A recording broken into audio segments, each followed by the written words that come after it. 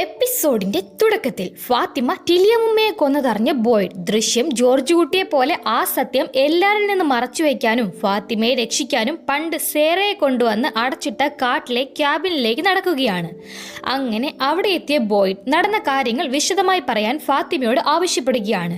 Green ഹൗസിൽ ആരും കാണാതെ ചീഞ്ഞ വെജിറ്റബിൾസ് തിന്നാൻ ചെന്ന താൻ മടിച്ചു നിന്നതും തുടർന്ന് തനിക്ക് വയറുവേദന വന്നതും ആ സമയത്ത് ടിലിയമ്മ അങ്ങോട്ടേക്ക് വന്ന് തന്നെ സഹായിക്കാമെന്ന് നിന്നതും പെട്ടെന്ന് തനിക്കുള്ളിൽ നിന്ന് ഒരു ദേഷ്യം വന്നതും തനിക്ക് ആ കാര്യം മനസ്സിലായി. പക്ഷെ ഒന്നും ചെയ്യാൻ സാധിക്കാത്ത പോലെ തന്റെ ഉള്ളിലുള്ള എന്തോ ഒന്ന് തന്നെ കൺട്രോൾ ചെയ്യുന്ന അവസ്ഥയിൽ കയ്യിൽ കിട്ടിയ കത്രിക എടുത്ത് ടിലിയമ്മയുടെ നെഞ്ചിൽ കുത്തിയിറക്കിയെന്ന് സംഭവം വിവരിച്ച് കരയുകയാണ് ഫാത്തിമ. എല്ലാം കേട്ട് ഈ രാത്രി ഫാത്തിമ ആ ക്യാബിനിൽ തങ്ങണമെന്നും താനും എലിസും വേണ്ട പോലെ ആലോചിച്ച് എല്ലാം കൈകാര്യം ചെയ്തോളാമെന്നും ഫാത്തിമയെ സമാധാനിപ്പിച്ച്, ഹേയ് നീ ഇപ്പോൾ എൻ്റെ കുടുംബമാ, അവിടെ നടന്നതിന് നമ്മളൊരു വഴി കണ്ടെത്തും, ഓക്കെ എന്ന് ചീഞ്ഞ് വെജിറ്റബിൾസ് എടുത്തോണ്ട് വന്നത് ഫാത്തിമയ്ക്ക് കഴിക്കാൻ അവിടെ വെക്കുകയാണ് ബോയ്ഡ്. അത് കണ്ട് നോ നോ നോ നോ അതെൻ്റെ അടുത്തുനിന്ന് കൊണ്ടുപോ എന്ന് ഫാത്തിമ വിലക്കുമ്പോൾ, നോക്ക് നിനക്കിത് എന്താ സംഭവിക്കുന്നതെങ്കിലും അതിനിയും മോശമാകാൻ പാടില്ല, അതുകൊണ്ട് കഴിക്കണമെന്നുണ്ടെങ്കിൽ ഇത് കഴിക്കണം എന്ന് വിശന്ന് ഫാത്തിമ ഇനി അടുത്ത ലെവലിൽ പോയി വേറെ വല്ലതും ഒപ്പിക്കാതിരിക്കാൻ കരുതലായിട്ട് കൊണ്ടുവന്നത് അറിയിക്കുകയാണ് ബോയ്ഡ്. അങ്ങനെ അവിടുന്ന് പോകാൻ തുടങ്ങുന്ന ബോയ്ഡിനോട് ടിലിയമ്മയെ തിരക്കുകയാണ് ഫാത്തിമ. ആരെങ്കിലും കാണുന്നത് വരെ അവരുടെ ബോഡി അവിടെ കിടന്നേ പറ്റൂ, ഇരുട്ട് വീണു തുടങ്ങി, എന്ത് സംഭവിച്ചാലും ഈ വാതിൽ തുറക്കരുത് എന്ന് മുന്നറിയിപ്പ് നൽകി ആ കുടിൽ അടച്ചു പോവുകയാണ് ബോയ്ഡ്. ആ സീൻ അവിടെ കട്ടാവുമ്പോൾ പിറ്റേ ദിവസം നേരം പുലർന്ന് വീട്ടിലേക്ക് തിരികെ വരികയാണ് ജേഡും തബിതയും ജിമ്മും ഈദനും. ജേഡ് നേരെ ബാറിലേക്ക് പോകുമ്പോൾ വീട്ടിലേക്ക് കെറുവിൽ എന്ന പോലെ പോവുകയാണ് ഈദൻ. ഈദനെ വിളിച്ച് ജിമ്മിനോട് കലിപ്പിൽ എന്ന പോലെ പോവുകയാണ് തബിത. എന്താലേ നേരെ ബാറിലെത്തിയ ജേഡ് അവിടെ ആരോ ഉണ്ടെന്ന് മനസ്സിലാക്കി ഒരു കുപ്പിയൊക്കെ കയ്യിലെടുത്ത് ആക്രമണത്തിന് തയ്യാറായി നിൽക്കുമ്പോഴുണ്ട് പുറത്തേക്ക് ഇറങ്ങി വരുന്നു ഹെൻറി. താൻ ആരുവാ എന്ന് അയാളോട് ജേഡ് തിരക്കുമ്പോൾ, സോറി ഞാൻ ഹെൻറി കവനോ, എൻ്റെ മകനെ അറിയില്ലേ വിക്ടർ എന്ന് അയാൾ അറിയിക്കുമ്പോൾ അയാളെ കണ്ടതിൽ സന്തോഷം എന്ന് നിൽക്കുകയാണ് ജേഡ്. അവിടെ മാകെ ജേഡിന്റെ പരീക്ഷണശാല പോലെ കണ്ടത് വെച്ച് നിങ്ങളുടെ അന്വേഷണങ്ങൾ എന്തായി എന്ന് തിരക്കുകയാണ് ഹെൻറി. അതിന് നിരാശ മാത്രം ബാക്കി എന്ന് ജേഡ് നിൽക്കുമ്പോൾ ജേഡിന്റെ ആൽക്കഹോൾ ബോട്ടിൽസ് കണ്ട് മദ്യപിച്ചോട്ടെ എന്ന് തിരക്കുകയാണ് ഹെൻറി. അതിനെന്ത് ആയിക്കോട്ടെ എന്നറിയിക്കുകയാണ് ജേഡ്. മറുവശത്ത് ഗ്രീൻ ഹൗസിൽ ടിലിയമ്മയുടെ ഡെഡ് ബോഡി കണ്ട് കോളനി ഹൗസിൽ നിന്ന് നിലവിളി ഉയരുകയാണ്. ക്ലിനിക്കിലേക്ക് പോകാനിറങ്ങിയ മെറിയൽ കാര്യം അറിഞ്ഞ് അങ്ങോട്ടേക്ക് ഓടുകയാണ്. ഡോണയെ കാര്യം അറിയിക്കാമെന്ന് ഗ്രീൻ ഹൗസിൽ നിന്ന് സംസാരം ഉയരുമ്പോൾ കോളനി ഹൗസിന്റെ വരാന്തയിൽ നിന്ന് എൽജിന്റെ ക്യാമറ വീണ്ടും ഓട്ടോമാറ്റിക് ക്ലിക്ക് ആവുകയാണ്. എന്താവും ഈ പുതിയ ഫോട്ടോയിൽ നമുക്ക് നോക്കാമേ. ഈ സമയം ക്ലിനിക്കിൽ റാണ്ടലിനോട് യാത്ര പറഞ്ഞ് വീട്ടിലേക്ക് പോകാനിറങ്ങുന്ന ജൂലി. താങ്ക് യു റാണ്ടൽ, മെറിയലും ക്രിസ്റ്റിയും നിന്നെ താമസിക്കാൻ അനുവദിച്ചിടത്ത് നീ എന്നെ താമസിപ്പിച്ചതിന് എന്നറിയിച്ച് നമുക്ക് ആ സ്ഥലത്തോട്ട് പോകണം. ആ സ്ഥലം അതെന്താണെങ്കിലും നമ്മൾ അങ്ങോട്ട് പോയി അതെന്താണെന്ന് അറിയണം എന്ന് തലേ ദിവസം തങ്ങൾ പോയ അവിടേക്ക് ഇനിയും പോകണമെന്ന് റാണ്ടലിനെ അറിയിക്കുമ്പോൾ, പിന്നെ പണി കിട്ടുമെന്ന് തോന്നുന്ന ഒരു സ്ഥലം മനസ്സിലാക്കിയിട്ട് അവിടെ ചെന്ന് കയറി പണി ഇരന്ന് വാങ്ങുന്ന ശീലം എനിക്കില്ല എന്ന് നോ പറഞ്ഞിരിക്കുകയാണ് റാണ്ടൽ. അത് കേട്ട് പക്ഷെ നമുക്ക് രണ്ടിനും അത് ഫീൽ ചെയ്തതല്ലേ, ഒരു പക്ഷെ അവിടെ ഇതെല്ലാം അവസാനിപ്പിക്കാൻ സഹായിക്കുന്ന വല്ലതും ആണെങ്കിലോ എന്ന് കൗതുകം അറിയിച്ച് ജൂലി തിരക്കുമ്പോൾ, കാര്യങ്ങൾ ഇതിനേക്കാൾ വഷളായാലോ, നോക്ക് ഇവിടെ നമ്മളെ സഹായിക്കാനായിട്ട് ഒന്നുമില്ല, അവിടെ പോയി മെനക്കേടുണ്ടാക്കി വെക്കരുത്, മനസ്സിലായോ എന്ന് ജൂലിക്ക് താക്കീതും കൊടുത്തിരിക്കുകയാണ് റാണ്ടൽ. അത് സമ്മതിച്ചിട്ട് എന്ന പോലെ പോവുകയാണ് ജൂലി. അതേസമയം എലിസിനോട് ആര് ചോദിച്ചാലും നീയും ഫാത്തിമയും ഇന്നലെ എനിക്കൊപ്പമായിരുന്നു എന്ന് പറയണം, ഓക്കെ എന്ന് എലിസിനെ പറഞ്ഞു മനസ്സിലാക്കി നടക്കുകയാണ് ബോയ്ഡ്. നമുക്ക് സത്യം തുറന്നു പറഞ്ഞൂടെ, അവർക്ക് കാര്യം മനസ്സിലാകില്ലേ, അവൾ മനഃപൂർവ്വം ചെയ്തതല്ലോ എന്ന് തിരക്കുകയാണ് എലിസ്. അതുകൊണ്ട് പ്രശ്നത്തിന് പരിഹാരം ആവില്ലെന്ന് ബോയ്ഡ് അറിയിക്കുമ്പോൾ, അവരവളെ ബോക്സിലിടുവോ എന്ന് എല്ലാരും സത്യം അറിഞ്ഞാലുള്ള ടൗണിലെ ശിക്ഷാരീതി ഓർത്ത് ഭയപ്പെട്ട് തിരക്കുകയാണ് എലിസ്. ഞാൻ ഇവിടെയല്ലേ, നീ സമാധാനപ്പെട്, നീ ചെന്ന് ഫാത്തിമയുടെ സാധനങ്ങൾ ബാഗിലാക്ക്, ഒരുപാടൊന്നും വേണ്ട, ആ ക്യാബിനിൽ അവൾക്ക് തൽക്കാലം പിടിച്ചു നിൽക്കാനുള്ളത് മതി എന്ന് ഫാത്തിമയെ ക്യാബിനിൽ താമസിപ്പിക്കാനുള്ള പ്ലാനിൽ ബോയ്ഡ് പറയുമ്പോൾ പെട്ടെന്നാണ് ഗ്രീൻ ഹൗസിലേക്ക് വരാൻ ബോയ്ഡിനെ ആളുകൾ വിളിക്കുന്നത്. അങ്ങനെ നേരെ ഗ്രീൻ ഹൗസിൽ വരുന്ന ബോയ്ഡ് അവിടെ ടിലിയമ്മയുടെ ഡെഡ് ബോഡിക്ക് അരികിൽ അക്കോസ്റ്റ് ചെയ്തിരിക്കുന്നത് കണ്ട്, സംഭവം കണ്ടവർ ആരും ഇല്ലേ ഇത് എപ്പോഴാ സംഭവിച്ചതെന്നറിയോ എന്ന് മരിച്ച് മരവിച്ച് കിടക്കുന്ന ടിലിയമ്മയുടെ ബോഡിക്ക് അടുത്ത് നിന്ന് ഒന്നും അറിയാത്ത പോലെ അഭിനയിക്കുമ്പോൾ സംഭവം നടന്നത് ചിലപ്പോൾ രാത്രിയാകാമെന്നും രാവിലെയാകാമെന്നും മഞ്ഞൊക്കെ കാരണം ആളുകൾ അങ്ങനെ ഇങ്ങോട്ടൊന്നും വന്നിട്ടില്ലെന്ന് അയാളെ അറിയിക്കുകയാണ് കെന്നി. മോൺസ്റ്റേഴ്സ് ഗാർഡൻ കത്രിക ഒന്നും ഉപയോഗിക്കാറില്ലല്ലോ അല്ലേ എന്ന് അക്കോസ്റ്റ സംശയം തിരക്കുമ്പോൾ ഇല്ലെന്ന് നിൽക്കുകയാണ് ബോയ്ഡ്. ഇവിടെ താമസക്കാരോട് സംസാരിക്കേണ്ടി വരും എന്ന് അക്കോസ്റ്റ ശരിക്കുള്ള പോലീസ് റോൾ ഏറ്റെടുക്കുമ്പോൾ സംഭവം അക്കോസ്റ്റ പൊക്കുവോന്ന് പതർന്ന ബോയ്ഡ്. നിങ്ങൾ വേണ്ട ഏർപ്പാട് ചെയ്തോ, ഞാൻ ചെന്ന് എലിസിനോട് പുറത്തേക്കൊന്ന് നോക്കാൻ പറയാം എന്ന് അറിയിക്കുമ്പോൾ അതെന്തിനാ എന്ന് സംശയം തിരക്കുകയാണ് അക്കോസ്റ്റ. ഇതിപ്പോ നമ്മളറിയാതെ ഇവിടെ പുതിയ ആളുകൾ ആരെങ്കിലും വന്നോ എന്ന് അറിഞ്ഞു വെക്കണമല്ലോ എന്ന് അതിന് മറുപടി പറയുന്ന ബോയ്ഡ് കെന്നിയെ നോക്കി, അറിയാം നീ ഇപ്പോ എൻ്റെ ഡെപ്യൂട്ടി അല്ല, പക്ഷേ എന്ന് നിൽക്കുമ്പോൾ കുഴപ്പമില്ല ഞാൻ ഏറ്റു എന്ന് താൻ ഈ കേസിൽ അക്കോസ്റ്റയെ സഹായിക്കാമെന്ന് അറിയിച്ചു നിൽക്കുകയാണ് കെന്നി. അത് കേട്ട് ഉടനെ ചോദ്യം ചെയ്യൽ തുടങ്ങാം എന്ന് കെന്നി അറിയിച്ച്, ഹേ ഷെറിഫ് നമുക്കിടയിൽ പ്രശ്നമൊന്നും ഇല്ലല്ലോ എന്ന് ബോയ്ഡിനോട് തിരക്കി പുറത്തേക്ക് ഇറങ്ങുകയാണ് അക്കോസ്റ്റ. ഇതാരാ ചെയ്തതെന്ന് കണ്ടെത്ത് എന്ന് നിൽക്കുകയാണ് ബോയ്ഡ്. അവിടേക്ക് തുണിയുമായി വന്ന് ടിലിയുടെ ഡെഡ് ബോഡി മൂടുന്ന ഡോണ സേറയോട് ഉടനെ സംസാരിക്കണം എന്ന് ബോയ്ഡിനെ അറിയിക്കുമ്പോൾ ഇത് ചെയ്തത് സേറയല്ലെന്ന് നിൽക്കുകയാണ് ബോയ്ഡ്. നിനക്കുറപ്പൊന്നും ഇല്ലല്ലോ, പിന്നെ ഇതെന്റെ മാത്രം അഭിപ്രായം അല്ല, മോൺസ്റ്റേഴ്സ് രാത്രി വന്ന് പണിതന്നു പോകുന്ന പോലെയല്ല, ആളുകൾക്ക് കുറ്റപ്പെടുത്താൻ ഒരാളെ കിട്ടിയേ പറ്റൂ. ഇതാരാണെന്ന് കണ്ടെത്താൻ നമുക്കായില്ലെങ്കിൽ അത് സേറ തന്നെയാണ്, അവള് ഇത് ചെയ്തിട്ടുണ്ടെങ്കിലും ഇല്ലെങ്കിലും എന്ന് ശരിക്കുള്ള കുറ്റവാളിയെ തങ്ങൾ കണ്ടെത്തിയില്ലെങ്കിൽ ഈ കൊലപാതകം സേറയുടെ തലയിൽ ഇരിക്കുമെന്ന് അറിയിക്കുകയാണ് ഡോണ. അതിന് ഒന്നും പറയാനാവാതെ നിൽക്കുന്ന ബോയ്ഡ് ഇവിടത്തെ കാര്യം കഴിഞ്ഞിട്ട് തങ്ങൾക്ക് ഒന്നിച്ചുപോയി സേറയോട് സംസാരിക്കാമെന്ന് ഡോണയെ അറിയിച്ച് ടിലിയമ്മയുടെ ഡെഡ് ബോഡിക്ക് അരികിൽ ഇരിക്കുകയാണ്. മറുവശത്ത് ഇതൊന്നും അറിയാത്ത സേറ ജാസ്പറിനെ എടുത്തു വെച്ച്, ഹലോ വിക്ടർ, ഞാൻ ഒരു രഹസ്യം പറയട്ടെ എന്നൊക്കെ വിക്ടറിനെ സമാധാനിപ്പിക്കാൻ ജാസ്പറിന്റെ പോലെ സംസാരിച്ച് കാണിച്ചിരിക്കുകയാണ്. എന്നാൽ ഇല്ല, ഇങ്ങനെയല്ല, അതിങ്ങനെയല്ല സേറ എന്ന് ജാസ്പർ ഇങ്ങനെയായിരുന്നില്ല സംസാരിച്ചിരുന്നത് എന്ന് ചെവി പൊത്തി ബഹളം വെച്ച് പറഞ്ഞിരിക്കുന്ന വിക്ടറിനോട്, എനിക്ക് ഇങ്ങനെയൊക്കെ അറിയൂ, നിനക്ക് എങ്ങനെയാ വേണ്ടതെന്ന് എനിക്കറിയില്ല വിക്ടർ എന്ന് സഹികെട്ട് നിൽക്കുകയാണ് സേറ. അതിന് ഇവ സംസാരിക്കണം, നീ ചെയ്യുന്നത് പോരാ, നിനക്ക് പറ്റുന്നില്ല, നീ പോരാ എന്ന് സ്വയം മുഖത്തടിച്ച് വിക്ടർ വയലന്റ് ആവുമ്പോൾ അയാളെ എങ്ങനെ സമാധാനിപ്പിക്കുമെന്ന് അറിയാതെ നിൽക്കുകയാണ് സേറ. മറുവശത്ത് ജിമ്മിന്റെ വീട്ടിൽ കിച്ചണിൽ തബിതയ്ക്കരികിൽ വരുന്ന ജിം തബിത താൻ കാണുന്ന ഇലൂഷൻസിന് പുറകെ പോകുന്നത് ഒരിക്കലും നടക്കാത്ത ഒരു കാര്യം ചെയ്യിപ്പിച്ച് ഈ സ്ഥലം തബിതയെ വഴിതിരിച്ചു വിടുന്നത് ആണെന്ന് പറഞ്ഞു വരുമ്പോൾ ജിമ്മിന്റെ സംസാരം കേൾക്കാൻ താല്പര്യം ഇല്ലാത്ത പോലെ നിൽക്കുകയാണ് തബിത. അത് മനസ്സിലാക്കി, ഈ ഫോൺ എന്താ മാറ്റിവെച്ചിരിക്കുന്നതെന്നറിയോ, ഒരു ദിവസം ഇത് ബെല്ലടിച്ചു, മറുവശത്തെ ശബ്ദം പറഞ്ഞത് വിളിക്കുന്നത് തോമസ് ആണെന്നാ എന്ന് ജിം പറയുമ്പോൾ അത് കേട്ട് ഞെട്ടുകയാണ് തബിത. ഇവിടെയുള്ള എന്തിനോ നമ്മളെ പറ്റി അറിയാം, നമ്മളെ നിയന്ത്രിക്കാനും അതിന് നന്നായി അറിയാം എന്ന് ജിം ബാക്കി കൂടി പറയുമ്പോഴാണ് പുറത്ത് ആരോ വന്ന് വിളിക്കുന്നത്. അത് നോക്കാൻ പോയി ഡോർ തുറക്കുന്ന തബിത സേറയെ കാണുമ്പോൾ, സോറി, ഞാൻ ഇങ്ങോട്ട് വരാൻ പാടില്ലെന്നറിയാം, പക്ഷേ വിക്ടർ എൻ്റെ ബേസ്മെൻറ്റിലുണ്ട്, വല്ലാത്തൊരവസ്ഥയില്ല, നിങ്ങളോട് മാത്രമേ സംസാരിക്കൂ എന്നാ പറയുന്നേ, അത്രയ്ക്ക് ഇമ്പോർട്ടൻ്റ് ആയോണ്ടാ ഞാൻ ഇങ്ങോട്ട് വന്നേ എന്ന് വിക്ടറിന്റെ അവസ്ഥ തബിതയെ അറിയിക്കുകയാണ് സേറ. അത് കേട്ട് കോട്ട് എടുത്തിട്ട് വരാമെന്ന് ഉടൻ തന്നെ സേറയ്ക്കൊപ്പം പോവുകയാണ് തബിത. ഈ സമയം ക്യാമറയിൽ ഓട്ടോമാറ്റിക് ഫോട്ടോ ഒക്കെ ക്ലിക്കായി വന്നത് കണ്ട എൽജിൻ നേരെ ക്ലിനിക്കിൽ വന്ന് എന്തോ തിരഞ്ഞു നിൽക്കുന്നത് കാണുകയാണ്. അവിടേക്ക് താമസം മാറ്റിയ റാണ്ടൽ. മരുന്നാ നോക്കുന്നെങ്കിൽ അതവിടെ കിട്ടില്ല എന്ന് റാണ്ടൽ എൽജിനോട് പറയുമ്പോൾ, ഞാനൊരു ബാൻഡേജ് നോക്കിയതാ, കാൽ ഒന്ന് മുറിഞ്ഞു എന്ന് നിൽക്കുന്ന എൽജിനോട് അയാൾ ഇവിടെ വന്ന് ഈ തിരച്ചിൽ നടത്തിയ കാര്യം ക്രിസ്റ്റിയോ മെറിയലോ അറിഞ്ഞാൽ സീനാവുമെന്ന് അറിയിക്കുന്ന റാണ്ടൽ, ഹേയ് അന്ന് ഞാൻ ആ ബസ്സിൽ വെച്ച് അങ്ങനെയൊന്നും പറയരുതായിരുന്നു, സോറി, നീ പറഞ്ഞതായിരുന്നു ശരി, നമ്മൾ തിരികെ പോകണമായിരുന്നു എന്ന് ഇവിടേക്ക് ആദ്യമായി വരുന്ന സമയത്ത് റാണ്ടൽ തന്റെ കലിപ്പൻ സ്വഭാവം കാണിച്ചതിന് എൽജിനോട് മാപ്പ് പറയുമ്പോൾ, നിന്റെ ഷർട്ട് മുഴുവൻ ഞാനന്ന് വാള് വെച്ച് നശിപ്പിച്ചല്ലേ, സോറി എന്ന് നിൽക്കുകയാണ് എൽജിനും.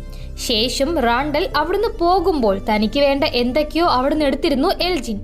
അതേസമയം സേറയ്ക്കൊപ്പം വിക്ടറിന് അരികിലെത്തിയ തബിതയെ കണ്ട് അവിടെ ചെയറിൽ പിടിച്ചിരുത്തി ജാസ്പറിനെ തബിതയുടെ കയ്യിൽ കൊടുത്ത്, ഞാനന്ന് എലോയ്സിനെ ഓർത്തെടുത്തപ്പോൾ നീ ഉണ്ടായിരുന്നു, അപ്പോൾ നിനക്ക് ഇവനെയും കൊണ്ട് പറയിപ്പിക്കാനാവും, ഇവൻ എന്നോട് സംസാരിക്കണം, നീ സംസാരിപ്പിക്കണം എന്ന് നിൽക്കുമ്പോൾ ഒന്നും മനസ്സിലാവാതെ നിൽക്കുന്ന തബിത, എന്ത് സംസാരിപ്പിക്കാൻ എന്ന് കാര്യം തിരക്കുമ്പോൾ ഇവൻ ക്രിസ്റ്റഫറിനോട് പറഞ്ഞ കാര്യങ്ങൾ തന്നെ അതറിഞ്ഞാൽ നമുക്കത് സഹായകമാകും എന്ന് കാര്യം അറിയിക്കുകയാണ് വിക്ടർ. അത് കേട്ട് ഐ എം സോറി, ഇത് വെറും ഒരു പാവയാ എന്ന് എല്ലാവരെയും പോലെ തബിതയും വിക്ടറിനോട് പറയുമ്പോൾ ഇല്ല, നീ എന്നെ സഹായിക്കണ്ടേ എന്ന് വയലന്റ് ആവുകയാണ് വിക്ടർ. അതോടെ വിക്ടറിനെ സമാധാനിപ്പിക്കാൻ നോക്കുന്ന തബിത വരച്ചത് നോക്കണോ എന്ന് അയാളോട് തിരക്കുമ്പോൾ താൻ ചിത്രങ്ങളെ നോക്കുന്നത് അതിലൂടെ തനിക്ക് ഓർമ്മകൾ വരാനാണെന്നും പക്ഷേ ഇതിന്റെ പടമൊന്നും വരച്ചിട്ടില്ലെന്നും അതുകൊണ്ട് ഇനി ആ ഓർമ്മ കിട്ടില്ല, അത് പോയെന്ന് തനിക്ക് ഒന്നും ഓർക്കാൻ പറ്റുന്നില്ലെന്ന് വീണ്ടും വെപ്രാളം കാണിക്കുകയാണ് വിക്ടർ. വീണ്ടും അയാളെ സമാധാനിപ്പിക്കുന്ന തബിത ഈ പാവയെപ്പറ്റി പറയേ എന്ന് ചോദിക്കുമ്പോൾ ഇവന്റെ പേര് ജാസ്പർ.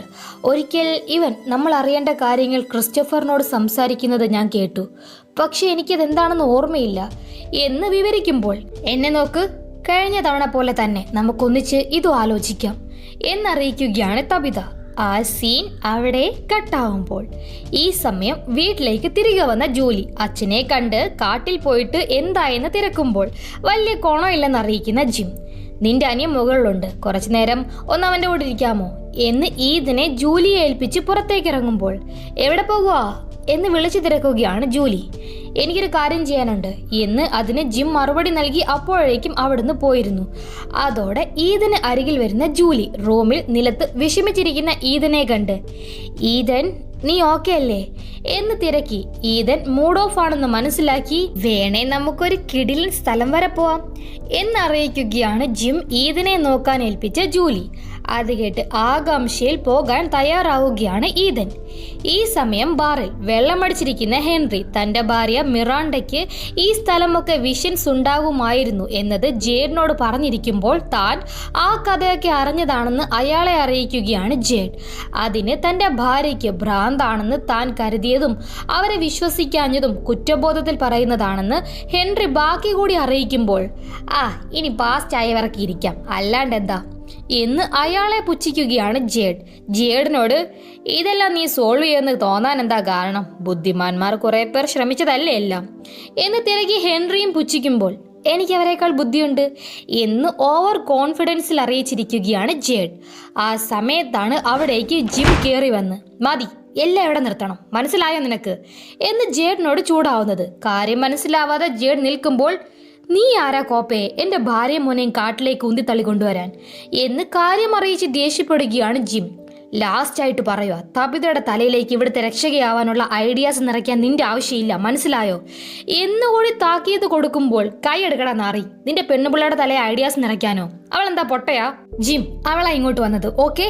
ഈ ഡ്രോയിങ്സ് കണ്ട് തിരിച്ചറിഞ്ഞു, എനിക്കിതൊന്നും നിന്നോട് വിവരിക്കേണ്ട ആവശ്യമില്ല കോപ്പ് എന്ന് താൻ ഇങ്ങനെ പറയേണ്ട കാര്യം എന്താണെന്ന് ജേഡും ദേഷ്യപ്പെടുമ്പോൾ നീ ഒരു സെൽഫിഷ് ആണ്, നിനക്ക് നിന്റെ കാര്യം മാത്രമേ ഉള്ളൂ, ഇതിൻ്റെയൊക്കെ പുറകെ നടന്ന് നീ വേണമെങ്കിൽ പോയി ചത്തോ, പക്ഷെ എനിക്ക് എൻ്റെ കുടുംബത്തെ നോക്കണം, നിനക്ക് കുടുംബവും ജീവിതവും ഒന്നും മനസ്സിലാവില്ല എന്ന് അതിന് മറുപടി നൽകുകയാണ് ജിം. ജിം തനിക്ക് തൻ്റെ ഫാമിലിയെ പറ്റി സംസാരിക്കാം, നമ്മൾ രണ്ടുപേരിൽ അവരെ സഹായിക്കണമെന്ന് കരുതുന്ന ഒരേ ഒരാൾ ഞാനാ, നോക്ക് ഇതാണ് ആളുകളെ രക്ഷിക്കാൻ പോകുന്നത് എന്ന് പലപ്പോഴായി ജേഡിനുണ്ടായ ഇല്യൂഷൻസ് അവിടെ മാകെ നിരത്തി വെച്ചിട്ടുള്ളത് കാട്ടി ജേഡ് പറയുമ്പോൾ ഇല്ല, ഇതൊക്കെ നീയാണ് ഇവിടെ വലിയ മറ്റവൻ എന്ന ആളുകളെ കാണിക്കാൻ വേണ്ടി മാത്രമാ എന്ന് അതിനെയും ജിം പുച്ഛിക്കുമ്പോൾ അതുകൊണ്ട് എന്താ, ഇത് നമ്മളെ വീടെത്തിച്ച് അതിലെന്താ പ്രശ്നം? എനിക്ക് വയ്യ വെറുതെ മനുഷ്യന്റെ സമയം കളയാനായിട്ട്. നോക്ക്, തനിക്ക് തന്റെ പിള്ളേരെ വേണമെങ്കിൽ പിടിച്ച് ലോക്കിട്ട് വെക്കാം, പക്ഷെ തബിത അങ്ങനെയല്ല, തനിക്ക് പറ്റില്ലെന്ന് തോന്നിയ താൻ പോയി അവളോട് സംസാരിക്കും എന്ന് ജിമ്മിന്റെ ഭാര്യ പിള്ളേർ എന്നും പറഞ്ഞ് തനിക്ക് ജിമ്മിനോട് വഴക്കിട്ട് കളയാൻ നേരമില്ലെന്ന് അവിടെ ഇറങ്ങി പോവുകയാണ് ജേഡ്. ഇവരുടെ തർക്കമെല്ലാം ഒരു നാടകം കാണും പോലെ കണ്ടും കേട്ടുവരുന്ന ഹെൻറി അതാ അതിന്റെ ശരി എന്ന് ജിമ്മിനോട് പറഞ്ഞിരിക്കുകയാണ്. എന്താലേ ഒരു ഭാഗത്ത് കാട്ടിലെ കുടിലിൽ ഫാത്തിമയ്ക്ക് വസ്ത്രങ്ങളും എടുത്തു വന്ന എലിസിനെ കണ്ട് കെട്ടിപ്പിടിച്ച് പരിഭ്രമം അറിയിച്ചു നിൽക്കുന്ന ഫാത്തിമയെ സമാധാനിപ്പിക്കാൻ എന്തൊക്കെ സംഭവിച്ചാലും നീ ഒറ്റയ്ക്കല്ല, കൂടെ ഞാനുണ്ട്, ഇനി താലിസ്മൻ എടുത്ത് കാട്ടിൽ പോയി ജീവിക്കണമെങ്കിൽ അതിന് ഞാനുണ്ട് എന്ന് എലിസ് അറിയിക്കുമ്പോൾ തൻ്റെ കൈ കൊണ്ട് ടിലിയമുമ്മയെ കൊല്ലിച്ച തൻ്റെ ഉള്ളിലുള്ള ആ ജീവി അതിപ്പോഴും തൻ്റെ ഉള്ളിലുണ്ടെന്ന് ഇനിയും ടിലിയമുമ്മയ്ക്ക് സംഭവിച്ചതുപോലെ താൻ കാരണം മറ്റാർക്കെങ്കിലും വല്ലതും സംഭവിക്കുമോ എന്ന ഭയം അറിയിക്കുകയാണ് ഫാത്തിമ. ഒന്നും സംഭവിക്കില്ല, എന്തൊക്കെ സംഭവിച്ചാലും ഇതിന് നമ്മളെ തളർത്താനാവില്ല എന്ന് കാര്യത്തിൽ സീരിയസ്നെസ് മറയ്ക്കാൻ എന്ന പോലെ താൻ ഡ്രസ്സ് കൊണ്ടുവന്നത് ഫാത്തിമയെ അറിയിച്ച് ഫാത്തിമയുടെ ലക്കി കർച്ചീഫ് കൊണ്ടുവന്നതും കാണിച്ച് ഐ ലവ് യു ഒക്കെ പറഞ്ഞ് താൻ വേഗം വരാമെന്ന് അവിടുന്ന് പോകാൻ ഇറങ്ങുകയാണ് എലിസ്. അങ്ങനെ എലിസ് പോയതും ആ കുടിലിനുള്ളിൽ കർച്ചീഫും പിടിച്ചിരിക്കുന്ന ഫാത്തിമ പെട്ടെന്ന് അവിടെ എൽജിൻ കാണാറുള്ള കിമോണയിട്ട വികൃത രൂപം പ്രത്യക്ഷപ്പെട്ട് നിൽക്കുന്നത് കണ്ട് ഭയന്ന് എഴുന്നേറ്റ് മൂലയ്ക്ക് പോയി നിൽക്കുമ്പോൾ ആ രൂപവും അപ്രത്യക്ഷമാവുകയാണ്. ആ സീൻ അവിടെ കട്ടാവുമ്പോൾ ഈ സമയം എൽജിന് ഓട്ടോമാറ്റിക് ക്ലിക്കായി വന്ന ഫോട്ടോയിൽ ബ്ലഡ് സാമ്പിളിന്റെ ഫോട്ടോ ആയിരുന്നു. ബ്ലഡ് കണ്ടാൽ തല കറങ്ങുമെന്ന് മുൻപ് പറഞ്ഞിരുന്ന എൽജിൻ അതോടെ ക്ലിനിക്കിൽ നിന്നെടുത്ത ബ്ലഡ് സാമ്പിൾ എടുക്കുന്ന നീഡിലും കൊണ്ട് ഒരു ജാറിലേക്ക് തന്റെ രക്തം ശേഖരിക്കുകയാണ്. നമുക്കറിയാം ഇവിടെ ഇപ്പോൾ രക്തം കുടിക്കുന്നത് ഫാത്തിമയാണല്ലോ. അതുപോലെ കിമോണയിട്ട വികൃത രൂപത്തിനെ കണ്ടിട്ടുള്ളത് എൽജിനും ഫാത്തിമയുമാണ്. ഇതെല്ലാം തമ്മിൽ എങ്ങനെ ബന്ധപ്പെട്ടിരിക്കുന്നു എന്ന് നമുക്ക് വഴിയെ അറിയാമേ. അതേസമയം ബാറിൽ ഇടയ്ക്കൊക്കെ ഭാര്യ പറയുന്നതും കേൾക്കണം എന്ന് തന്റെ അനുഭവം വെച്ച് ജിമ്മിനെ ഉപദേശിക്കുകയാണ് ഹെൻറി. അത് മനസ്സിലാവാത്ത ജിമ്മിനോട്, ജിം, നിങ്ങളെ കാണുമ്പോൾ 40 വർഷം മുൻപുള്ള എന്നെയാ എനിക്ക് ഓർമ്മ വരുന്നത്. ഞാൻ എൻ്റെ ഭാര്യയെ പഴയ പോലെ ആക്കാൻ പറ്റുമെന്ന് മാത്രമേ ചിന്തിച്ചിരുന്നുള്ളൂ. മറിച്ച് അവൾക്കൊരു കുഴപ്പമില്ലെന്ന് ചിന്തിച്ചതേയില്ല. ആ മൂശിയട്ട ജേഡില്ലേ, അവൻ പറഞ്ഞ ഒരു കാര്യം ശരിയാ. നിങ്ങളെല്ലാം നിങ്ങളുടെ കൺട്രോളിലാക്കാൻ ശ്രമിക്കുന്നതിന് കാരണം അത് കുടുംബത്തിന് വേണ്ടി ചെയ്യുന്നതാണെന്നല്ലേ. പക്ഷെ പേടിയുള്ളത് കൊണ്ടാ. നിങ്ങൾക്ക് വേണ്ടിയാ നിങ്ങളത് ചെയ്യുന്നത്. എനിക്ക് മാത്രമേ നിങ്ങളോടങ്ങനെ പറയാൻ പറ്റൂ. അതാ സത്യം എന്ന് തൻ്റെ മുൻകാല അനുഭവം വെച്ച് ജിമ്മിനെ മനസ്സിലാക്കിയ പോലെ ഹെൻറി പറയുമ്പോൾ അത് കേട്ടു നിൽക്കുകയാണ് ജിം. അതോടെ ഒരെണ്ണം കഴിക്കുന്നോ? എൻ്റെ അച്ഛൻ ഒരു മദ്യപാനിയായിരുന്നു എന്ന് ഹെൻറി തിരക്കിയിരിക്കുമ്പോൾ വേണ്ടെന്ന് നിൽക്കുന്ന ജിം, എൻ്റെ അച്ഛനും മദ്യപാനിയായിരുന്നു. എൻ്റെ മകള് ജനിച്ചപ്പോൾ ഞാൻ ഹോസ്പിറ്റലിനടുത്തുള്ള ബാറിലേക്ക് പോയി. അവിടെ ഉള്ളതിൽ വെച്ച് ഏറ്റവും വലിയ ഗ്ലാസ്സിൽ വിസ്കി എടുത്ത് മണിക്കൂറുകളോളം ഞാൻ നോക്കിയിരുന്നു. എൻ്റെ മക്കൾക്ക് നല്ലൊരു അച്ഛനാകുമെന്നും എൻ്റെ ഭാര്യയ്ക്ക് ഒരു നല്ല ഭർത്താവായിരിക്കുമെന്നും പ്രതിജ്ഞയെടുത്തു എന്ന് തൻ്റെ പഴയ ഓർമ്മകൾ അയവിറക്കുമ്പോൾ അതുപോലെ ഒരു ഗ്ലാസ്സിൽ ആൽക്കഹോൾ ഒഴിക്കുന്ന ഹെൻറി. ആ പ്രതിജ്ഞ ഒന്ന് പുതുക്കിക്കോ. ഇഷ്ടമുള്ള അത്ര നേരം ഇത് നോക്കി ഇവിടെ ഇരുന്നോ. എനിക്കൊരു കമ്പനിയാകും എന്ന് അടുത്ത പെഗ് അടിച്ചിരിക്കുകയാണ്. മറുവശത്ത് ഈദിനെയും വിളിച്ച് തലേന്ന് റാണ്ടലുമായി വന്ന റോയൻസിൽ വന്ന് നിൽക്കുന്ന ജൂലി. മമ്മിയോടും ഡാഡിയോടും പറയില്ലെങ്കിൽ ഞാനൊരു കാര്യം പറയാം. അന്നത്തെ സംഭവത്തിന് ശേഷം എനിക്ക് എന്തൊക്കെയോ സംഭവിക്കുന്നുണ്ട്. എനിക്ക് പലതും കേൾക്കാൻ സാധിക്കുന്നുണ്ട്. ആളുകളുടെ നിലവിളി അത് നിൽക്കുകയേയില്ല. പക്ഷെ ഇന്നലെ റാണ്ടലിൻ്റെ കൂടെ ഇവിടെ വന്നപ്പോൾ ഈ സ്ഥലം കണ്ടപ്പോൾ ആദ്യമായി എല്ലാം ശാന്തമായി എന്ന് സീസൺ 2 ബോയ്ഡ് എല്ലാം തുടങ്ങി വെച്ച ഈ സ്ഥലത്തെത്തിയ തൻ്റെ അനുഭവം പറയുന്ന ജൂലി. എനിക്ക് തോന്നുന്നു ഞാൻ ഇതിനകത്തേക്ക് കയറണമെന്ന്. എന്താ വേണ്ടതെന്ന് എനിക്കറിയില്ല എന്നുകൂടി സംശയം പറഞ്ഞ് നിൽക്കുമ്പോൾ അവിടെ നോക്കിക്കണ്ട ഈതൻ. ഇത് വെറും കല്ലുകളല്ലേ, നീ എപ്പോഴും പറയാനുള്ള കഥകളെ പോലെയായതെന്നാ എനിക്ക് തോന്നുന്നത്. നീ ഒരു തുടക്കത്തില്ല.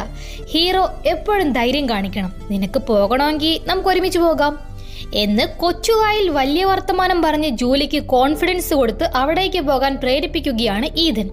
അങ്ങനെ ഈതനൊപ്പം അവിടേക്ക് നടന്നു കയറുകയാണ് ജൂലി. എന്നാൽ പെട്ടെന്ന് ഈതന്റെ കൈ അപ്രത്യക്ഷമായി പോവുകയും സ്ഥലം മാറി നമ്മൾ മാർട്ടിനെയൊക്കെ കണ്ടിട്ടുള്ള അതേ ഡഞ്ചനിലേക്ക് ജൂലി ഒറ്റയ്ക്ക് വന്ന് നിൽക്കുകയാണ്. അത് കണ്ട് ഭയന്ന് വിറച്ച് മുന്നോട്ട് നടക്കുന്ന ജൂലി മുൻപ് അവിടെ ബോയ്ഡ് കണ്ടിട്ടുള്ളതുപോലെ തന്നെ റാണ്ടൽ, മെറിയൽ, ജൂലി ഒക്കെ തടവിൽ കിടന്ന് അലർന്ന ആ ശബ്ദം കേട്ട് സഹിക്കാനാവാതെ ചെവി പൊത്തി നിലത്തിരുന്ന് പോവുകയാണ്.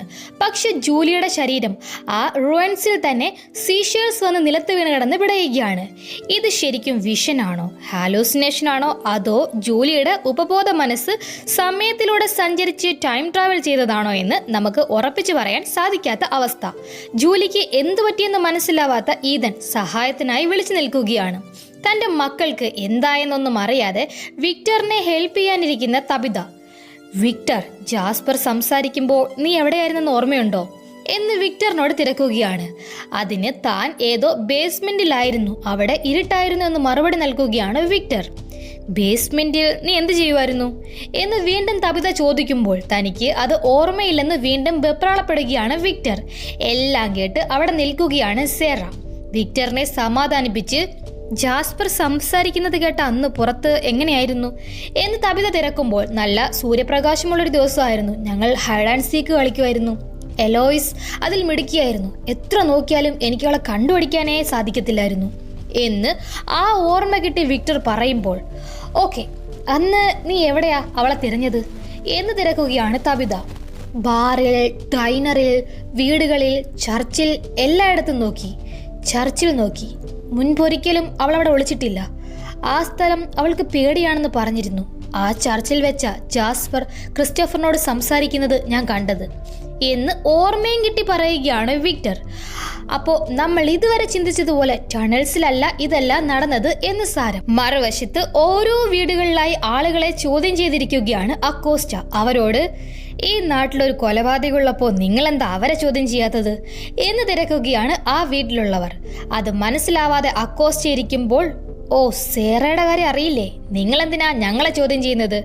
ഇതെല്ലാം ചെയ്തത് ആരാണെന്ന് എല്ലാവർക്കും അറിയാം എന്നുകൂടി ആ വീട്ടുകാർ പറയുമ്പോൾ, സേറയോട് ഞങ്ങൾ സംസാരിക്കും, പക്ഷെ ഇപ്പോൾ എന്ന് സേറയെ അനുകൂലിച്ച് സംസാരിക്കാൻ ഒരുങ്ങിയ കെന്നിയോട്, നിന്റെ അച്ഛനെ കൊന്നത് അവളല്ലേ, എന്നിട്ടും എന്ത് കോപ്പിന് അവൾക്ക് വേണ്ടി നീ വാദിക്കുന്നത് എന്ന് തിരക്കുകയാണ് ആ വീട്ടിലുള്ളയാൾ. മറുപടി ഇല്ലാതെ നിൽക്കുകയാണ് കെന്നി. ഈ സമയം ഷെരീഫ് സ്റ്റേഷനിൽ താനും ഫാത്തിമയും താലിസ്മനുമായി ഇവിടുന്ന് മാറി കാട്ടിൽ ടെന്റ് അടിച്ച് താമസിച്ചോളാമെന്ന് എലിസ് അഭിപ്രായം പറയുന്നത് കേട്ട് കലിപ്പ് കയറിയ ബോയ്ഡ്, എടാ അവളാ കുഴപ്പമേ എന്ന് ഫാത്തിമ കാരണം എലിസിന് ആപത്ത് വരുമെന്ന ഭയം പറയുമ്പോൾ, അപ്പോ അതാണോ നിങ്ങളുടെ പേടി? അവൾ എന്നെ ഒന്നും ചെയ്യില്ല എന്നിരിക്കുകയാണ് എലിസ്. അവൾ ഒരാളുടെ നെഞ്ചിൽ കത്തി കുത്തി ഇറക്കി പറയുന്നത് കേൾക്കുമോനെ, ഫാത്തിമ എനിക്കിഷ്ടാ, പക്ഷെ നമുക്കറിയില്ല എന്ന് ബോയ്ഡ് പറയാൻ വരുന്നതും, ബോയ്ഡ് അവിടെ എല്ലാവരും കൂടി വടിയും തടിയുമായി സേറയുടെ വീട്ടിലേക്ക് പോകാൻ നിൽക്കുക എന്ന് പറഞ്ഞുകൊണ്ട് അവിടേക്ക് വന്ന ഡോണ ബോയ്ഡും എലിസും എന്തോ ഉടായി പൊളിപ്പിക്കുന്ന മണം പിടിച്ച്, ഇവിടെ എന്താ പ്രശ്നം എന്ന് അവരോട് തിരക്കുമ്പോൾ, സേറയല്ല അത് ചെയ്തത് ഫാത്തിമയാ എന്ന് സത്യം പറയുകയാണ് ബോയ്ഡ്. ആ കേട്ടത് വിശ്വസിക്കാനാവാതെ ഞെട്ടിത്തെറിച്ച് നിൽക്കുകയാണ് ഡോണ. അതേസമയം കെന്നിയുടെ അച്ഛൻ ലീവിനെ കൊന്നത് സേറയാണോ എന്നത് കെന്നിയുടെ തിരക്കി നടക്കുകയാണ് അക്കോസ്റ്റ. സേറ മോൺസ്റ്റേഴ്സിന് ക്ലിനിക്കിന്റെ ഡോറ് തുറന്നിട്ട് കൊടുത്ത അന്നത്തെ ആ സംഭവം ഓർക്കുന്ന കെന്നി, പക്ഷേ ആ സംഭവം അങ്ങനെ ആയിരുന്നിരിക്കില്ല, അവളിപ്പോ അങ്ങനെയൊന്നും അല്ല, ബോയ്ഡിന് അവളെ വിശ്വാസമാ എന്ന് പറയുമ്പോഴാണ് രക്ഷിക്കണേ എന്നും വിളിച്ച് അവിടേക്ക് ഈതൻ ഓടി വരുന്നത്. പേടിച്ചോടിയുള്ള ഈതന്റെ വരവ് കണ്ട് അവനോട് കാര്യം തിരക്കി ചെല്ലുകയാണ് അക്കോസ്റ്റയും കെന്നിയും. അവിടെ ജൂലി തറയിൽ കിടന്ന് പിടയുവാ, അവളെ രക്ഷിക്കണം എന്ന് ഈതൻ കാര്യം പറയുമ്പോൾ ഈതന് പുറകെ വെപ്രാളത്തിൽ കാട്ടിലേക്ക് പോവുകയാണ് അവർ രണ്ടും. ഈ സമയം ഡഞ്ചനിലേക്ക് ടെലിപോർട്ടായ ജൂലി അലറി വിളിച്ചുള്ള നിലവിളികൾ അവസാനിച്ചത് മനസ്സിലാക്കി നോക്കുമ്പോൾ വിലങ്ങുകളിൽ നിന്നിരുന്ന റാണ്ടൽ, മെറിയൽ, ജൂലി ഒക്കെ അപ്രത്യക്ഷമായി എന്നത് കാണുകയാണ്. അതോടെ അവിടുന്ന് മുന്നോട്ട് നടക്കുന്ന ജൂലി കൈവിലങ്ങി നിൽക്കുന്ന മാർട്ടിനെ കാണുകയാണ്. സീസൺ 2 കണ്ട നമുക്ക് മാർട്ടിനെ അറിയാമല്ലോ. ഈ സീനിൽ ഒരു ട്വിസ്റ്റ് കൂടിയുണ്ട്. അതായത് മാർട്ടിൻ ഇവിടെ ബോയ്ഡിനോടാണ് ഈ സംസാരിക്കുന്നത്. അതെ, സീസൺ 2-ൽ ഫാറവേ ട്രീക്ക് ഉള്ളിലൂടെ ടെലിപോർട്ടായി ബോയ്ഡ് ഇവിടെ കുടുങ്ങിയ ആ സമയത്തിലാണ് ജൂലി ഇപ്പോൾ എത്തിയത്. ജൂലിയെ കണ്ട് ജൂലി എന്ന് അതിശയത്തോടെ അതിലുപരി മുൻപരിചയമുള്ളതുപോലെ മാർട്ടിൻ തിരക്കുകയാണ്. പക്ഷെ നമുക്കറിയാം മാർട്ടിന് ബോയ്ഡിന്റെ പേരറിയില്ലായിരുന്നു, ജൂലിയുടെ പേരറിയാം. അതുപോലെ മാർട്ടിന് ബോയ്ഡിന്റെ വൈഫ് ആബിയുടെയും പേരറിയാമായിരുന്നു. സീസൺ 1-ൽ ഈ ടൗണിലേക്ക് ആദ്യമായി വന്ന ജൂലിയോട് മോൺസ്റ്റേഴ്സിലൊന്ന് ജൂലിയെ പരിചയമുള്ളതുപോലെ വിളിച്ചതും നിങ്ങൾ ഓർക്കുന്നില്ലേ? ഇവർക്കൊക്കെ ജൂലിയെ എങ്ങനെയാവും പരിചയം? നമുക്ക് നോക്കാമേ. എന്റെ പേരെങ്ങനെ അറിയാം എന്ന് ഞെട്ടലിൽ നിൽക്കുകയാണ് ജൂലി. മാത്രമല്ല ഇതിൽ മറ്റൊരു ട്വിസ്റ്റ് എന്താണെന്ന് വെച്ചാൽ ബോയ്ഡിന് റോപ്പ് ഇട്ട് കൊടുത്ത് സഹായിക്കാൻ ജൂലിയോട് അഭ്യർത്ഥിക്കുകയാണ് മാർട്ടിൻ. അതനുസരിക്കുകയാണ് ജൂലി. അതെ, സീസൺ 2-ൽ ബോയ്ഡിന് റോപ്പ് ഇട്ട് കൊടുത്ത് സഹായിച്ചത് ആര് എന്നതിന് ഉത്തരം ഇവിടെ ലഭിച്ചു. ഒപ്പം ഇതൊക്കെ എങ്ങനെ സാധിക്കും എന്ന മറ്റൊരു തലപുകയ്ക്കുന്ന ചോദ്യം വീണ്ടും ബാക്കിയായിട്ടുണ്ട്. മാർട്ടിൻ പറഞ്ഞതുപോലെ ചെയ്ത ജൂലി താനിപ്പോ ആർക്കാണ് ഈ റോപ്പ് ഇട്ട് നൽകിയത് എന്ന സംശയം അയാളോട് തന്നെ ചോദിച്ചു നിൽക്കുമ്പോൾ, ഇവിടുന്ന് പോയിക്കോ, ഇവിടെ നിൽക്കുന്നത് സുരക്ഷിതമല്ല എന്ന് ജൂലിയെ പറഞ്ഞുവിടാൻ ധൃതി കൂട്ടുകയാണ് മാർട്ടിൻ. അങ്ങനെ പോകാനൊരുങ്ങുന്ന ജൂലി ഒന്ന് തിരിഞ്ഞു നോക്കുമ്പോഴേക്കും മാർട്ടിൻ നിന്നിരുന്ന സ്ഥലത്ത് അയാളും ഉണ്ടായിരുന്നില്ല. അതോടെ അവിടെ കണ്ട ഒരു ഡോറിലൂടെ മുന്നോട്ട് നടക്കുന്ന ജൂലി ഇരുട്ടിൽ ലൈറ്റർ കത്തിക്കാൻ നോക്കി അതിനും സാധിക്കാതെ പേടിച്ചടക്കി വെച്ച കരച്ചിലിന്റെ വക്കോളം എത്തി നിൽക്കുമ്പോഴാണ് സീസൺ 2 എപ്പിസോഡ് 1-ൽ തബിത വീടിടിഞ്ഞു വീണ് മോൺസ്റ്റേഴ്സ് ഉറങ്ങുന്ന ടണലിലെത്തിയതും അവരെ അവിടെ നിന്ന് വിക്ടർ രക്ഷിക്കുന്ന ആ സമയത്തെ സംസാരങ്ങളും കേൾക്കുന്നത്. അതോടെ അമ്മയെ വിളിച്ച് മുന്നോട്ട് നടക്കുകയാണ് ജൂലി.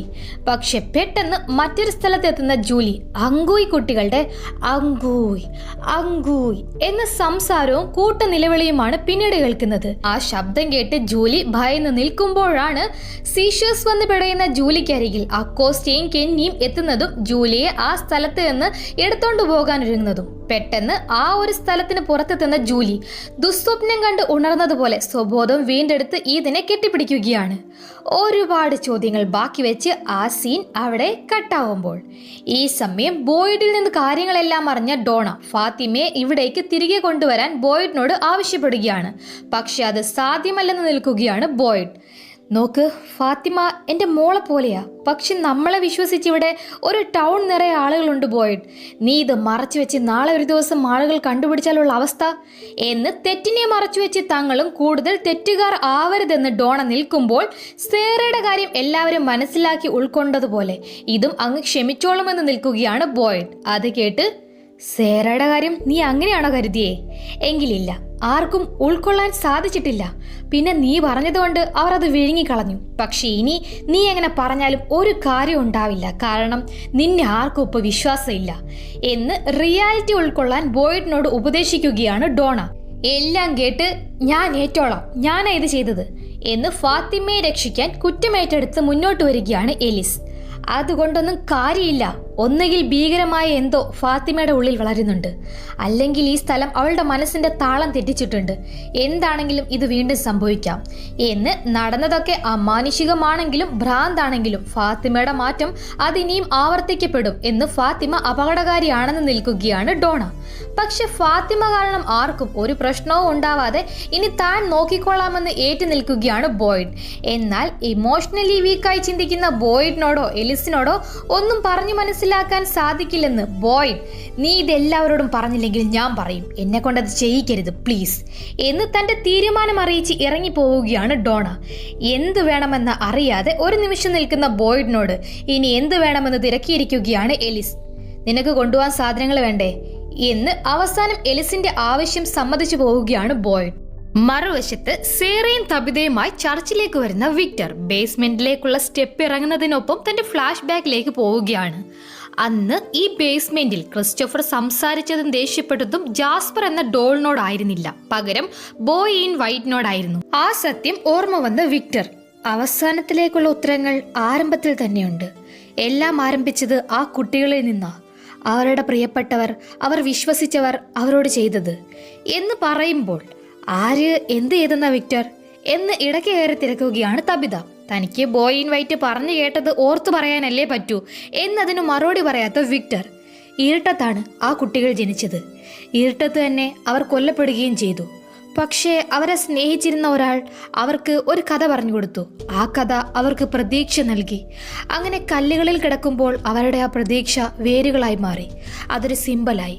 ഒടുവിൽ ആ വേരുകൾ മരമായി മാറി എന്ന് ടണലിനുള്ളിൽ ജേഡ് കണ്ട കല്ലിന് മുകളിൽ കിടന്ന അങ്കൂയ് കുട്ടികളെയും വേരുകളായി മാറിയ സിംബലിനെയും ഒക്കെ പറ്റി ബോയ് ഇൻ വൈറ്റ് പറഞ്ഞത് വിക്ടർ ഓർത്തു പറഞ്ഞു നിൽക്കുമ്പോൾ ആ കുട്ടികളുടെ പ്രതീക്ഷയിൽ നിന്ന് ഉണ്ടായതാണ് അപ്പോൾ നമ്മൾ കണ്ട ഫാറവേ ട്രീസ് എന്നത് മനസ്സിലാക്കി പറയുകയാണ് സേറ. ആ കുട്ടികളെ രക്ഷിക്കാൻ മരത്തിലൂടെ പോകണമെന്നാണ് ബോയ് ഇൻ വൈറ്റ് ക്രിസ്റ്റോഫറോട് പറഞ്ഞതെന്നും പക്ഷെ അയാൾ അത് കേൾക്കാതെ ദേഷ്യം പിടിച്ചെന്നും അതുകൊണ്ട് താൻ ഈ കാര്യങ്ങൾ തന്റെ അമ്മയോട് പറഞ്ഞെന്നും അങ്ങനെയാണ് ആ രാത്രി തന്റെ അമ്മ അവിടേക്ക് പോയതെന്നും ഓർത്തു വിങ്ങി നിൽക്കുകയാണ് വിക്ടർ.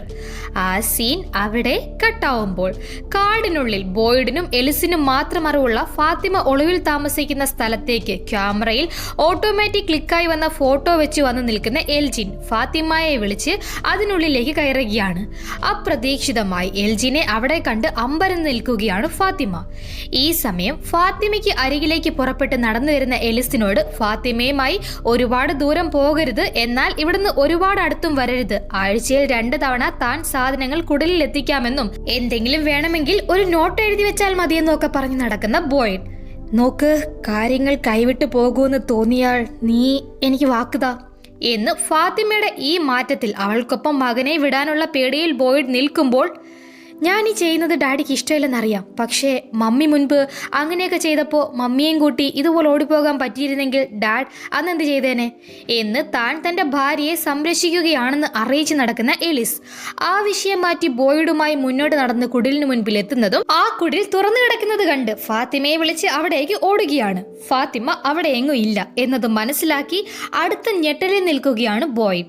ആ സീൻ അവിടെ കട്ടാവുമ്പോൾ അതേസമയം തങ്ങൾക്ക് മാത്രം മറവുള്ള കുടിലിൽ എൽജിൻ വന്നതോടെ അയാളെ വിശ്വസിച്ച് ഒപ്പം ഇറങ്ങി തിരിച്ച ഫാത്തിമയുമായി റൂട്ട് സെല്ലറിന് അടുത്തെത്തിയ എൽജിനോട് തങ്ങൾ ടൗണിന് ഇത്ര അടുത്തേക്ക് പോകണോ എന്ന് ഭയം പറയുകയാണ് ഫാത്തിമ. എന്നാൽ എലിസ് അവിടെ ഫാത്തിമയെ കാത്തിരിക്കുന്നുണ്ടെന്നും അവിടെ ആർക്കും അറിയാത്തൊരു മുറിയുണ്ടെന്നും ഒക്കെ കള്ളം പറഞ്ഞ് അവിടേക്ക് ഫാത്തിമയെ കൂട്ടി ഇറങ്ങിയിരുന്നു എൽജിൻ. പക്ഷെ അതിനുള്ളിൽ കയറിയ ഫാത്തിമ അവിടെ എലിസ് ഇല്ലെന്ന് കണ്ട് എന്തോ പന്തികേട് തോന്നി താൻ തിരികെ കുടിലിൽ പോയി നിന്നോളാമെന്ന് പറയുമ്പോൾ അതിനെ തടയുന്ന എൽജിൻ, തനിക്കറിയാത്തതുകൊണ്ടാ താൻ ഇവിടെ നിൽക്കണം, എന്നാൽ മാത്രമേ കുഞ്ഞ് സേഫായിരിക്കൂ എന്ന് പറയുമ്പോൾ അതിന് കുഞ്ഞൊന്നും ഇല്ലെന്ന് അറിയിക്കുകയാണ് ഫാത്തിമ. അത് കേട്ട് സൗമ്യമായി ചിരിക്കുന്ന എൽജിൻ, കുഞ്ഞുണ്ട്, പക്ഷെ അത് തൻ്റേതല്ല എന്ന് മാത്രം എന്നുകൂടി അറിയിക്കുമ്പോൾ സംഗതി എൽജിന് എന്തൊക്കെയോ വശപ്പിശകുണ്ടെന്ന് മനസ്സിലാക്കി ഞെട്ടുന്ന ഫാത്തിമ തനിക്ക് മുൻപിൽ തടസ്സമായി നിൽക്കുന്ന എൽജിനെ തള്ളി മാറ്റി പോകാൻ ഒരുങ്ങുകയാണ്. എന്നാൽ പെട്ടെന്ന് ഫാത്തിമ വയറുവേദന വന്ന് നിലത്തിരുന്ന് പോവുകയാണ്. അത് കണ്ടോ കുഞ്ഞിനറിയാം നീ ഇവിടെ നിൽക്കണം, എതിർക്കുന്നത് കൊണ്ട് കൂടുതൽ പ്രശ്നം ഉണ്ടാവുകയുള്ളൂ എന്ന് എൽജിൻ പറയുമ്പോൾ അവനെ തള്ളിവിട്ട് വയറുവേദനയിൽ ഇഴഞ്ഞ് സ്റ്റെപ്പ് കയറുകയാണ് ഫാത്തിമ. അവസാന സ്റ്റെപ്പിലെത്തുന്ന ഫാത്തിമയെ കണ്ട് I am sorry, I really am, നല്ലതിന് വേണ്ടിയാ ഞാൻ ഈ ചെയ്യുന്നേ എന്ന് കാലിൽ പിടിച്ചു നിർത്തി ബലത്തിൽ ഉള്ളിലേക്ക് കൊണ്ടുപോവുകയാണ് എൽജിൻ. നിസ്സഹായതയിൽ സഹായത്തിനായി വിളിച്ചു കരയുകയാണ് ഫാത്തിമ. അങ്ങനെ ഇന്നത്തെ എപ്പിസോഡ് ഇവിടെ അവസാനിക്കുമ്പോൾ ഇത്രനാൾ നമ്മളെ കുഴപ്പിച്ച ചില ചോദ്യങ്ങൾക്ക് ഉത്തരങ്ങൾ കിട്ടി. പക്ഷെ വീണ്ടും ചില കടുകട്ടി സംശയങ്ങൾ ബാക്കിയുമായി. അതെ, ജൂലിക്ക് ഈ സ്ഥലവുമായി എന്ത് മുൻബന്ധമാണ് ഉണ്ടായിരിക്കുക? വിക്ടർ പറഞ്ഞത് കേട്ടു ഫാറവേ ട്രീക്ക് അരികിൽ പോയ വിക്ടറിന്റെ അമ്മ മിറാണ്ടയ്ക്ക് ആ രാത്രി എന്തായിരിക്കും സംഭവിച്ചത്?